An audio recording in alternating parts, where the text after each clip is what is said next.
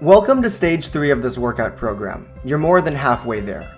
You've come to the stage of bargaining, which generally happens about halfway through trying to get over a breakup. And the stage of bargaining is one of the most dangerous, because this is when people are most likely to relapse, when they're most likely to want the person back way more and for their emotions to feel a lot more intense for a couple of days. In order to move past that phase of bargaining, I want you to remember 2 words. To distance yourself. And what I encourage you to do is during these periods where you feel like you want that person back even more, or you feel like the breakup is getting more intense emotionally for you, you want to try and detach yourself from that person even more. And that might sound like this really vague and lofty concept, so I'd like to give you 2 points to directly implement it.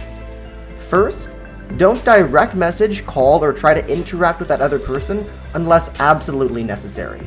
So don't try and accidentally bump into them at the coffee shop you know they'll be at, or direct message them because you might have found something you think they might like. When you feel like you want that person back the most, you need to distance yourself to first figure yourself out before you make any actual commitments. But the second point of implementation I'd recommend is to not check their social media. Now, this is really tough nowadays because you want to stay up to date with other people's lives, but checking other people's social media who you've recently broken up with can make you feel way worse.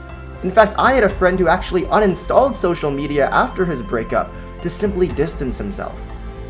And while I wouldn't recommend going that far since that's on the rather extreme end, it's easy to simply not check this other person's social media in order to keep yourself distant, and because of that, be able to have the room to figure what you need to do yourself before you try and make any actions towards the other person.